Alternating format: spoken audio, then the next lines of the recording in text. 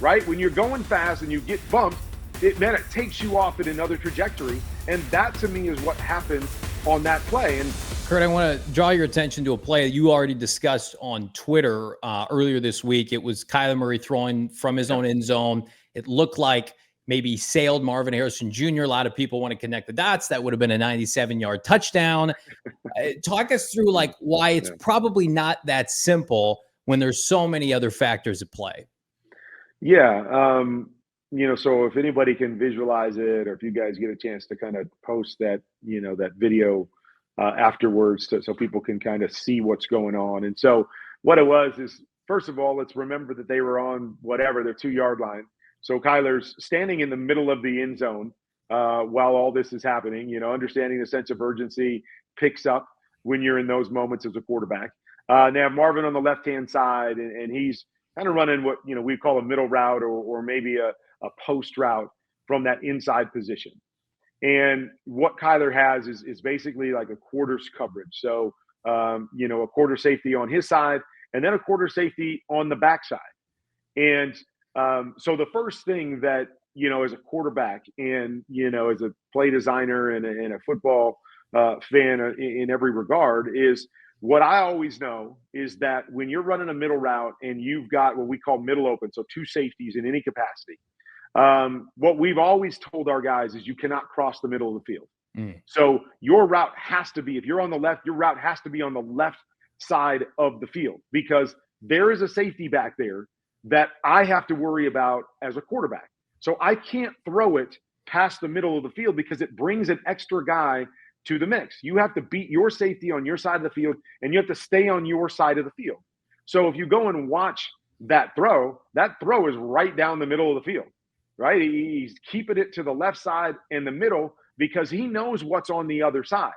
And then, the next piece, and really what I was breaking down, because it kind of happened to my son who plays college ball, he was throwing a deep post, and right as he's releasing the ball, because he's not reading. That's the other thing that people don't understand is quarterbacks don't go back and just stare at their receiver the whole time. Like, I'm going to throw it to Marvin. Let me watch him the whole time. Let me see where he goes, and then I'll throw the football. I mean, no, they're reading coverages and they're reading what's going on away from that receiver. Now, all of a sudden, the coverage says throw it to him. And so now our eyes get to that receiver, or we've got that muscle memory where we know where this throw is going to go. And we come back because we got everything else to work out in our favor. Now I know Marvin's going to beat the safety. Now I just got to put it where I'm supposed to put it, and he'll go get it, and we'll have 98-yard touchdown. And, in that play, I thought there was a little bump or kind of a hand that hit Marvin as he was making his break. And so as that hand came on him, it flattened out his route. And so now instead of going to the middle of the field, his angle is towards the backside hash. And again, everybody wants to say and look at it after the fact, well, the safety on the backside ended up staying down. So why don't you just hold it a half a second longer and see where Marvin's coming out and then just throw it to him? But Kyler's going back and holding that safety. Oh, perfect. That safety held there. I know exactly where he's at. Now I can come back and throw this throw down the middle of the field. And that little bump was enough to make the ball kind of back on Marv's, right shoulder and off of his fingers. And, and that's what people don't understand is like there's so much that goes into playing the quarterback position. Kyler knowing where that ball's got to be. Kyler knowing he can't throw it across the field. I'm sure he's thrown a ball once or twice in his career where he led a guy across the middle of the field and the backside safety stole it from him. So you know that you can't do that there. So he's reading to make sure that backside safety isn't getting depth and isn't in a position where he can come steal that middle away. He gets that. He comes back. Ball's coming out of his hands right as Marv is getting that little bang. And again, people will sit back and go, oh, there wasn't much of a bang there. But you guys go out and try it. I want one of you guys to run full speed and the other guy just bang him as he's going by.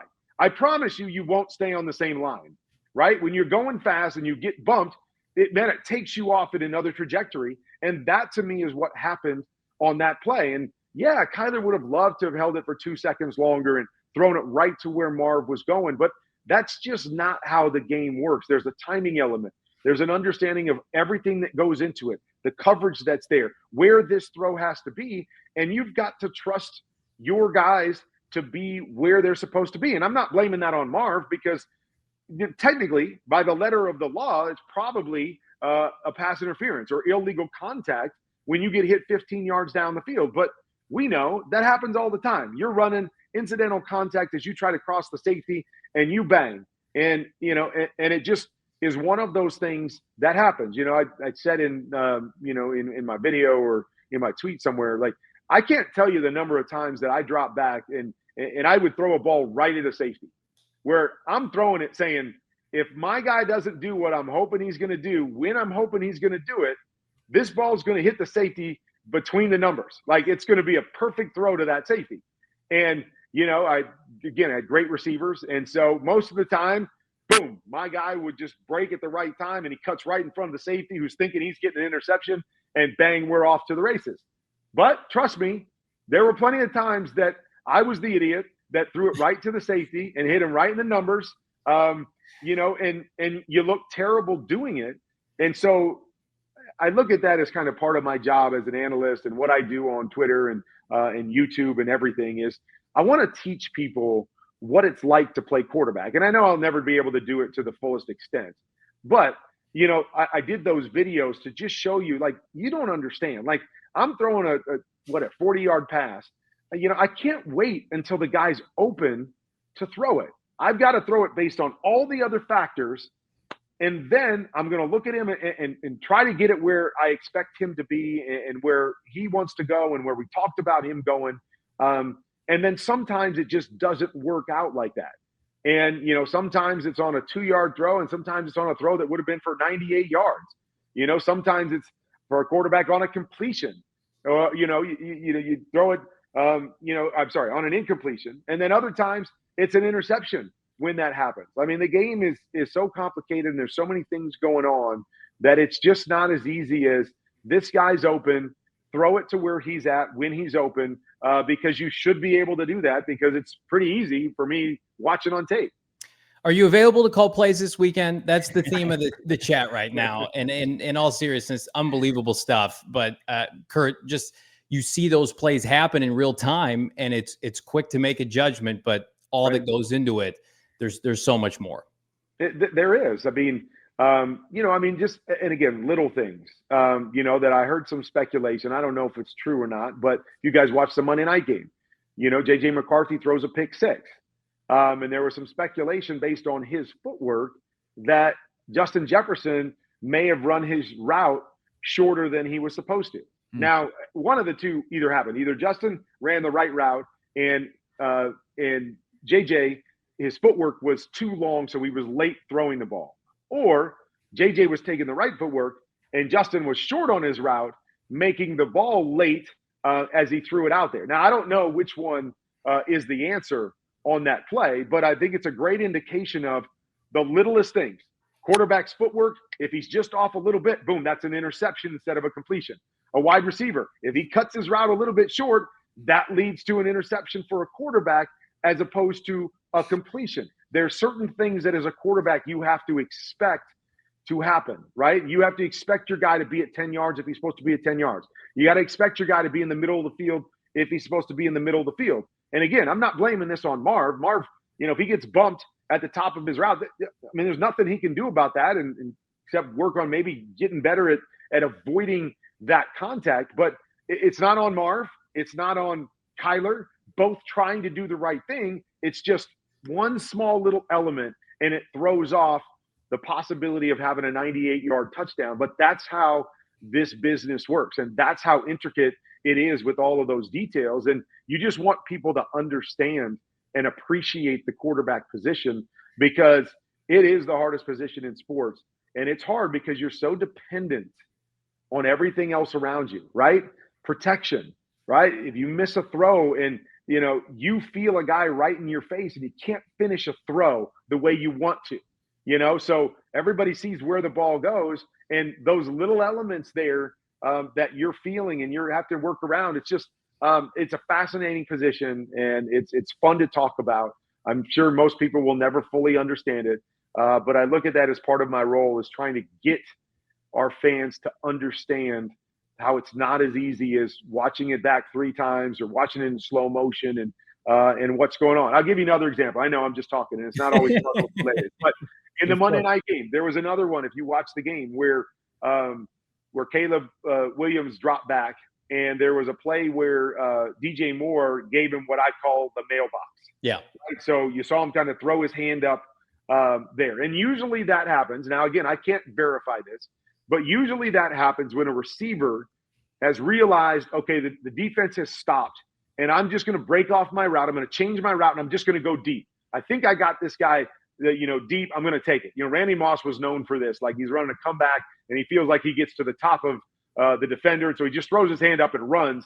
But to understand how hard that is for a quarterback, because once again, the quarterback's not sitting and watching DJ Moore the whole time to go, okay, is he going to run a corner route? Is he going to throw up the mailbox? What's going to happen on this play? He's reading the defense to go, okay, is the defense going to tell me to throw it to DJ Moore? I'm reading the corner. I'm reading the guys that are outside. And now all of a sudden, as the timing of the throw happens, I'm going to get my eyes and feet to DJ. Oh, shoot. I thought he was going to run a corner route. Now he just threw up his hands, and now he's 40 yards down the field. There's a safety coming over from the hash, and I'm trying to react to all of this and make this beautiful throw down the sideline in a critical moment. Now, again, maybe DJ was supposed to do that, and maybe that was just an indicator, hey, I think I'm open, throw it to me.